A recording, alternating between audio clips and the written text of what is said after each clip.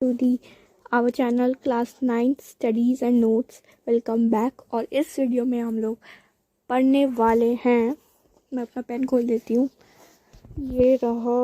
तो ये जो डिस्क्रिप्टिव राइटिंग है, इसको हम कैसे डिस्क्राइब करते हैं, तो मैं आपको सबसे पहले एक प्लेन पेज खोल के बता देती हूँ। जैसे कि ये हमारा प्लेन पेज आ गया है, तो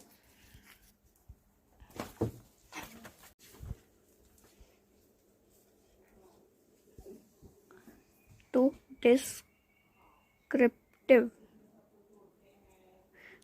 ये डिस्क्रिप्टिव है, ठीक है।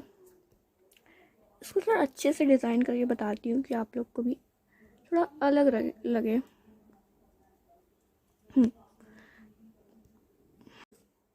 ऐसा लग रहा है कि ये चीज़ हमें कुछ डिस्क्राइब कर रही है, डिस्क्राइब कर रही है ये। तो डिस्क्रिप्टिव राइटिंग मीन्स डिस्क्राइब करना। तो अगर आप लोग, तो हमें किसी चीज़ के बारे में, इसका मतलब होता है कि हमें इसमें डिस्क्राइब करना रहता है, किसी भी चीज़ के बारे में डिस्क्राइब करना रहता है।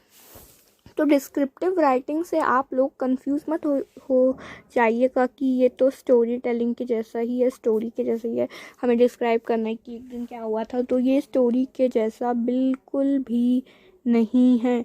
इसे स्टोरी के तरह से हमें नहीं बना के लिखना है, ये गलत हो जाएगा। इसलिए डिस्क्रिप्टिव राइटिंग हम लोग का एक डिस्क्राइब के फॉर्म में ही होना चाहिए।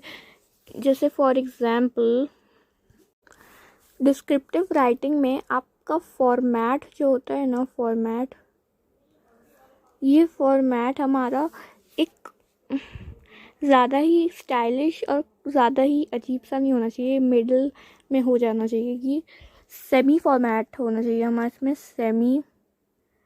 सेमी फॉर्मेट होना चाहिए, ज़्यादा ही नहीं होना चाहिए। किसी चीज़ के बारे में डिस्क्राइब करते हैं, तो अब डिस्क्रिप्टिव राइटिंग जो हमारी होती है ना, डिस्क्रिप्टिव राइटिंग, तो इसमें हम लोग किस चीज़ को डिस्क्राइब करते हैं, डिस्क्रिप्टिव राइटिंग में हम, या तो मैं इसे ऐसे करके लिख देती हूँ, डिस्क्रिप्टिव राइटिंग में, in descriptive writing,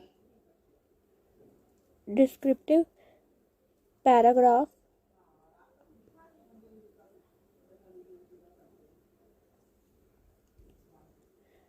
in descriptive paragraph we describe a person. हाँ, हम लोग पर्सन को भी डिस्क्राइब करते हैं, और पर्सन के अलावा कोई प्लेस को डिस्क्राइब करते हैं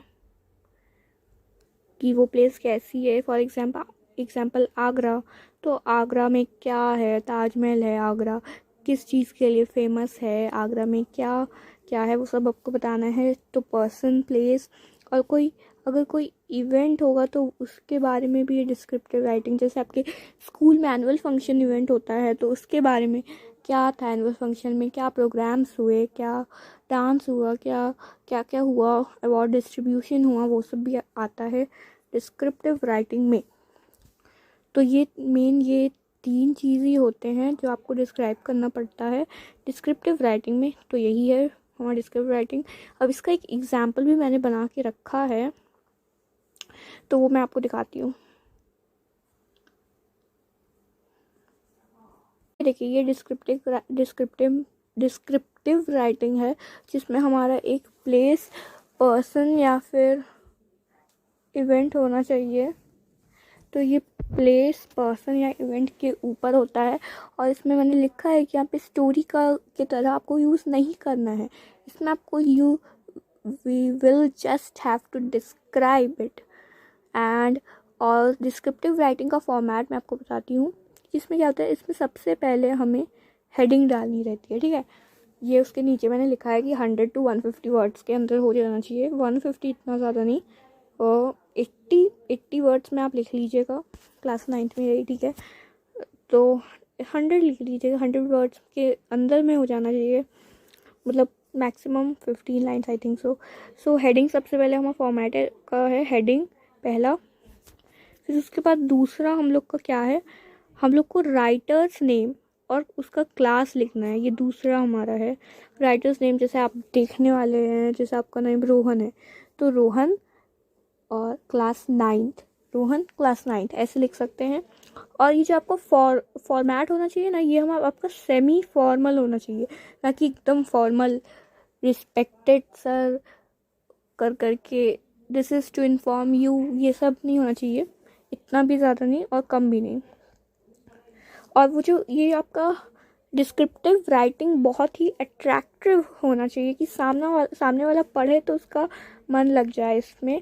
और इसके लिए आपको क्या यूज़ करना होगा, गुड एडजेक्टिव यूज़ करना होगा।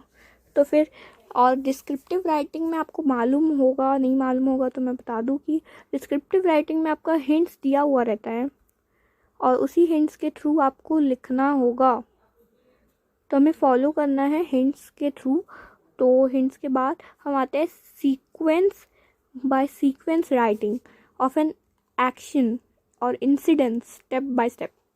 तो हमें स्टेप बाय स्टेप लिखना है, किसी एक्शन या इंसिडेंस हो रहा है तो हमें स्टेप बाय स्टेप लिखना है।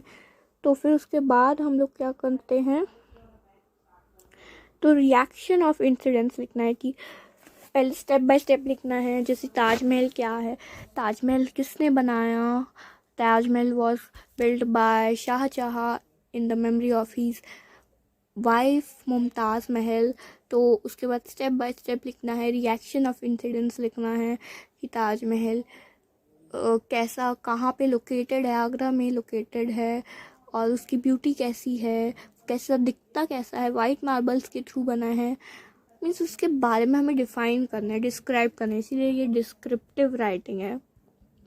फिर डिस्क्रिप्टिव राइटिंग के बाद हम लोग को एक पहला पॉइंट है कि हमें फिजिकल स्ट्रक्चर उसका सबसे पहले डिफाइन करना है। जैसे डिस्क्रिप्टिव राइटिंग का एक टॉपिक ले लेती हूँ, माई बेस्ट फ्रेंड।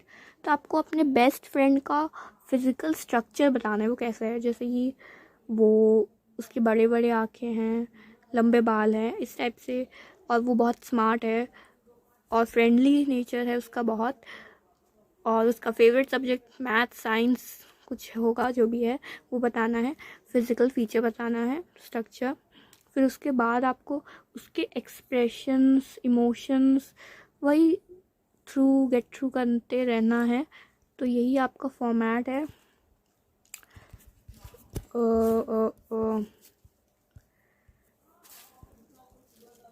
फिर इसके बाद ये एक एग्जाम्पल मैंने लिखा है, देखिए।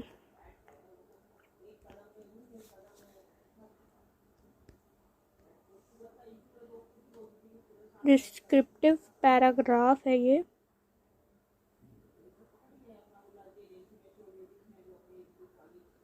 देखिए, ये हमारा डिस्क्रिप्टिव पैराग्राफ है।